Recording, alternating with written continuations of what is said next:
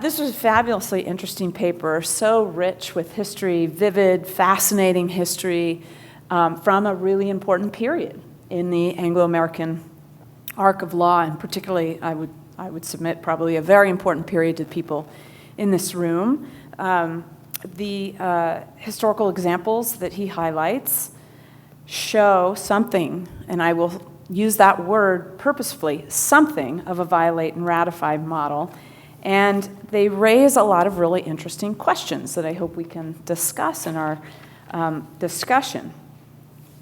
There are a lot of questions, in fact, that you might derive from this history, and I want to just name a few.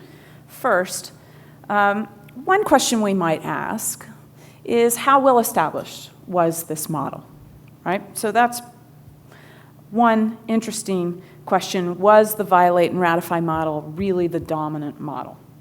The second question is, if so, or either way, is it the optimal model? Well, obviously we can't answer this question without setting forth some priors about what we value. Promoting the rule of law might be one value. Protecting individual liberties might be another value. The need to respond to emergencies effectively and in a timely fashion might be another value. Maybe we might want a model that promotes all of these things or only some of these things. Another question that might come up is, and surely would in this environment where we're at an originalism conference, is regardless of the last point, if this was indeed the dominant model, should this be the model today? Obviously, we've strayed pretty far from it. I'll come back to that. That's partly a methodological question, but it might also be a practical question, given how far we have strained from the violate and ratify model, at least if we take the story forward to today. So I thought to touch on each of these questions and maybe say a little bit about each of these questions and tease up some discussion, I might offer some additional historical examples, and this will surprise no one in the room who's familiar with my work. They will be drawn from the concepts of habeas and suspension. So one question was how dominant, how established was this model? If we go back just 100 years earlier in the story of habeas and suspension, we see the adoption of the English Habeas Corpus Act and its first suspension in 1689. What's interesting to me about that episode is that it plays out slightly differently than the examples you give. And I wonder whether that difference might have some significance to any of the questions I've posed. So the difference is that William, recognizing that he's under threat, this is as he's newly installed, and the Stuarts or the Jacobites are plotting the return to the throne, he says, I need to arrest people based on suspicion. But the dominant understanding of the time was under the English Habeas Corpus Act, you can't do that anymore, King. Parliament has taken control of the law of detention, and so that would be violating the law. The King's response is to send an emissary to Parliament to request legal cover before he acts, right? So that temporal difference is quite possibly significant. And you could wonder, does this represent a different model, a model which we might call violate only as a last resort and after seeking legal cover where possible? One of the reasons I raise this is that your examples push back on that a little bit, right? So in the grain example, Parliament is delayed coming back, right? The Crown sort of puts them off instead of going and saying, I need this authority, please act, come back, please act, I need cover before I act. Another interesting aspect of your stories is that Parliament doesn't necessarily even always clarify the illegality after the fact. So your story about the Hanoverian troops highlights that sometimes, for any number of reasons, including the many really colorful ones you play out in the story, you draw out in the story, Parliament might have different incentives, and it might gloss over, even as it's providing immunity and or indemnity, and you go deep into the weeds about those terms, it may gloss over whether there's actually been illegal action at the outset. And what really struck me about those examples against the example of William was also how they play out over time when you take the story forward.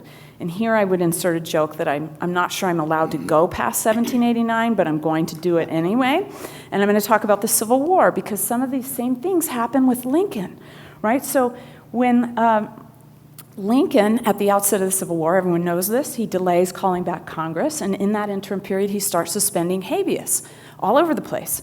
And he's not William. He's not going, saying, come back, I need you to pass a suspension so I have legal cover to do this. He just does it. And yet, in keeping with your story, the reason we finally get suspension legislation in 1863 is because all the officers are being sued. And they start to panic. And so the members of the administration say, we need legal cover. And that is what gets Congress finally, after 2 years of debating suspension, to pass legislation in 1863. But when they do so, in keeping with your second example, they're vague on whether Lincoln has been violating the law in the interim 2-year period, during which, among other things, he has at that point declared a nationwide suspension of habeas. All without Congress ever having acted, and all against the backdrop of a tradition that says this is decidedly a legislative power. So if you keep going with the story, and I want to make sure I don't go over, if you keep going with the story, by the time you get to World War II, you see a president who doesn't even think he needs to declare a suspension in order to accomplish the same thing, in order to incarcerate Japanese Americans. He just declares an executive order, never uses the language of suspension. Congress, by that point, isn't involved at all, except for to provide a backstop criminalization of violating the executive order. And the Supreme Court ultimately doesn't care. They don't really do anything of any significance in all the Japanese American cases, including Ex parte Indo, which they decide very narrowly. So what does all this say, and where does it come back to your examples and the questions I posed? Well, we see over time this creep of executive power in times of emergency. We see a lot of ceding of legislative power, and we see courts that would normally we would think of as sort of policing the legal boundaries, really not playing much of a role. And all of this takes me back to the initial questions. So when and for how long was this model dominant, if at all? Is it the optimal model? Could one argue that instead the executive should have to make every effort not to violate the law and only as a true last resort do so in times of emergency? Could one question whether a violate and ratify model creates the right incentives? If there is, in fact, that lurking guarantee of indemnity or immunity, would that encourage too much violating? And if I'm allowed to come into the 20th century and look back, does the historical experience as it's played out in the examples I've used show that maybe the model's not going to work because of all of these separation of powers phenomena that have followed? And here I would say what's really interesting, if I can keep for 1 minute with my example, even originalists have fallen down here. So Clarence Thomas's opinion in Hamdi is decidedly not originalist. It's all about how important it is to give the president as much power as possible in the wake of an act of terrorism. And it doesn't talk about the history at all. Contrast that to Scalia's dissent joined by Justice Stevens in that case. Finally, I've asked too many questions. This is how rich this paper was and how much it got me thinking. Where does qualified immunity fit into all of this, right? So we've had all of this executive creep, ceding of turf by Congress, courts retreating to the sidelines, and as the courts are doing that, they're changing the rules of officer immunity to, again, also tip the balance in different directions. And so all of this takes me back to this question of, what is the optimal model? And of course, you can't answer that, as I said, without having some priors put on the table.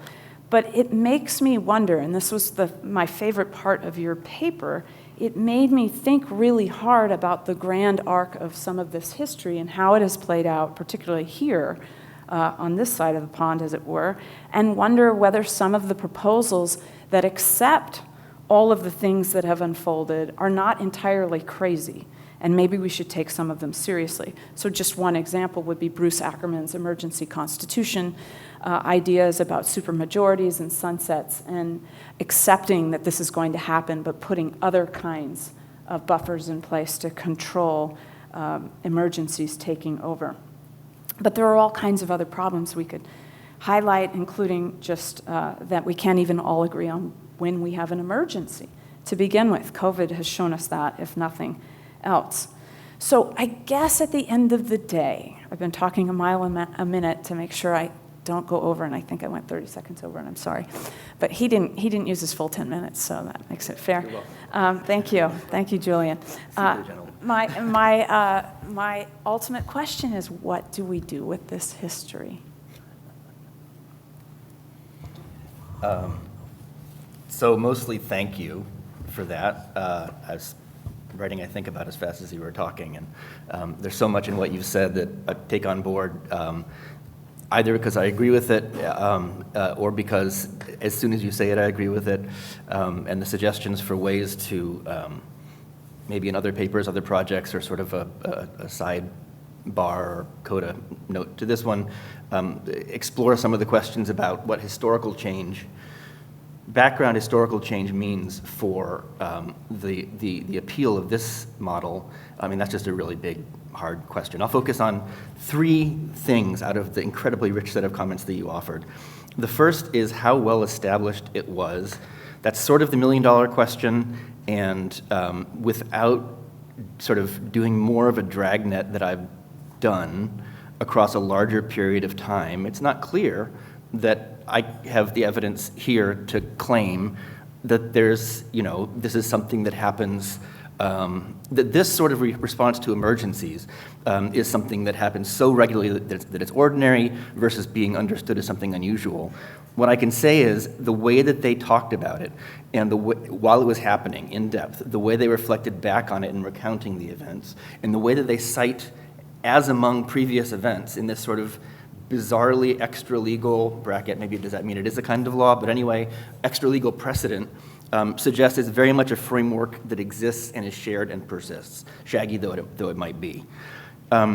Second question, should this be the model? One of the reasons that I really, at least in my academic writing, have focused increasingly and purely on historical questions, legal historical questions is I find myself utterly uncertain about shoulds of almost any variety, and I like being able to write about, to the best that I can, an effort to recapture ways of thinking and modes of being that we don't understand as well anymore. My instinct is, no, I don't like it very much.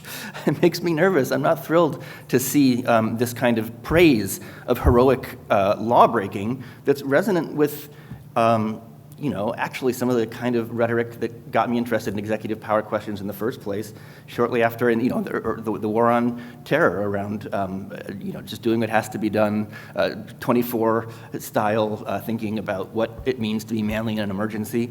But, again, and I don't want to do this by way of a retreat, but I don't believe that something should follow for how we behave today based on what is shown here. That's true for 2 reasons. That's true because I'm not an originalist. I guess that's the only reason. Because I'm not an originalist, period. Surprise. But one way that it might be relevant to originalism actually reminds me of John's paper and Steve and Judd and Will's paper, in that to the extent that we're talking about, and again, bracket the jurisprudential question of is this law by certain understandings, like the realm of indemnity. To the extent that what I have seen in the historical record around a relatively well-established understanding of the separation of powers and the executive power particularly, to the extent that that is a plausible model of thinking about government powers, in part because of this expectation culturally and separate from the conceptual claim that sometimes the person who's supposed to only be wielding executive power just goes ahead and does what's necessary.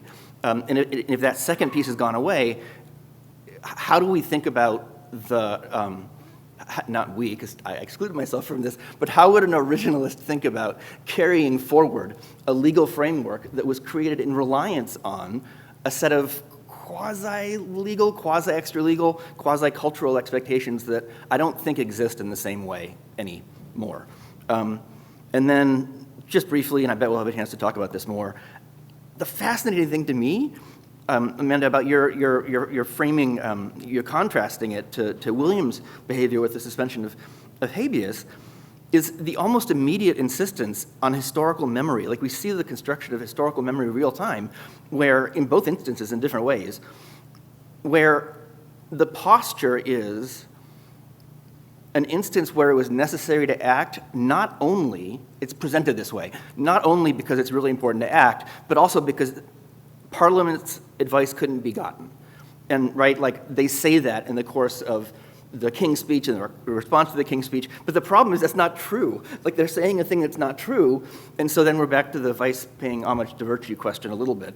And so in an interesting way, they're trying to stuff these facts into a paradigm that you're suggesting they don't represent, and I agree with you, they don't represent it, but it seems also significant from a cultural, historical, maybe legal perspective, that as an act of willful historical memory, they're trying to put it in that paradigm. So thank you very much.